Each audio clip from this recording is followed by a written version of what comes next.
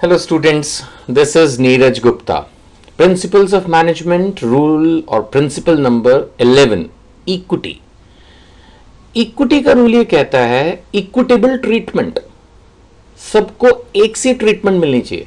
आप सोच के देखिए, अगर आपकी क्लास में किसी स्टूडेंट को इस बात के लिए प्रेफरेंशियल ट्रीटमेंट मिले कि उसके फादर बहुत रिच हैं या कोई एक्टर हैं या कोई मैजिस्ट्रेट हैं या कोई बहुत बड़े ऑफिसर हैं, तो आपको कैसा लगेगा? आपको बुरा लगेगा।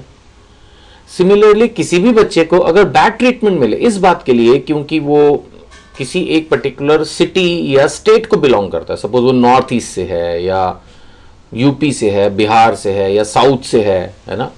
हम उसको बोले साउथ के लिए जैसे लोगों को बोलते थे वो मद्रासी, या मन हम किसी को बोले वो बंगाली, वो पंजाबी, है ना, वो Bihari. Now this not fair. One should not be treated like this. Similarly, if a person is working in an organization, he deserves an equitable treatment, a respect. आप उसको ऐसे नहीं ट्रीट कर सकते कि अरे तू तो कम पढ़ा लिखा है, अरे तू तो काला है, अरे तू तो हिंदी बोलता है, जो भी है. If he is not suitable for the organization, don't appoint him. But after the appointment, he should be treated with respect. That is very important. Every employee should be treated with respect.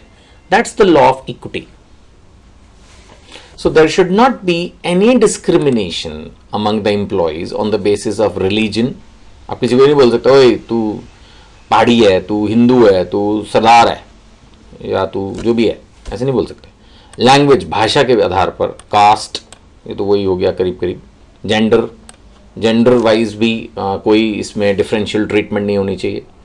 And then belief, nationality, ये सब criterias नहीं होने चाहिए, है ना.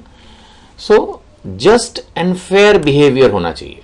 Just and fair, अच्छा behaviour होना चाहिए, सबके लिए सेम बिहेवियर होना चाहिए मैनेजर्स का. इससे क्या होगा? This will ensure loyalty and cordial relation. इससे ना तो झगड़ा होगा, ना फ्रस्ट्रेशन होगी, और एक कमिटमेंट टुवर्ड्स द ऑर्गेनाइजेशन भी बढ़ेगी.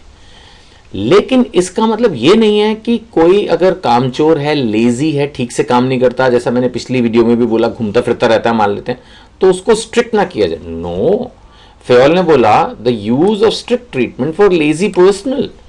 उसने कहा कि जो आदमी ठीक से काम नहीं करता ना, उसको बेशक टाइट कर दो. एक मैसेज जाना चाहिए कि भाई कंपनी में अगर काम करना है तो ढंग से करना है, कच्चा काम नहीं चलेगा. There should be a proper behaviour by every employee. No one can afford to be lazy, काम ही नहीं कर रहे हैं और मस्ती काट रहे हैं. और क्योंकि ऐसे लोग जो है चल भाई चाय पीते हैं, चल भाई कॉफी पीते हैं, चल भाई वो कल की मूवी देखी, कल का मैच देखा. This is not the way. Fair, actually the fair game is when it's fair from both. Managers should also treat their employees or workers with respect, and similarly the employees who are working, they should also be fair to the organization. They should also be disciplined, behave properly. They should not waste time, they should not be lazy, they should work efficiently with full focus. Their behavior with the customers should also be good. So all these things are required.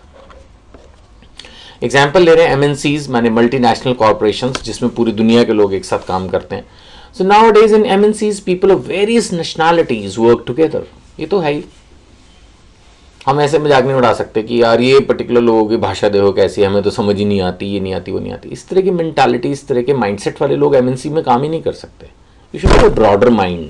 You should be able to respect the people of all religion, all faith, all countries, all language, all looks. ये नहीं होना चाहिए अरे ये तो ऐसा दिखता है, वैसा दिखता है, ऐसा नहीं चलेगा, है ना.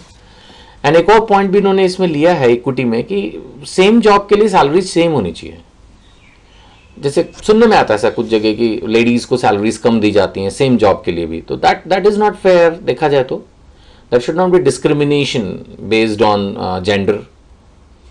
सो सेम जॉब के लिए, सेम वर्क के लिए the salary should be same. तो workers performing similar job should be paid same wages. अगर ऐसा सब करते हैं तो what it will give you, it will give the employees better satisfaction, then motivation level जो है उनका वो भी हाई होगा.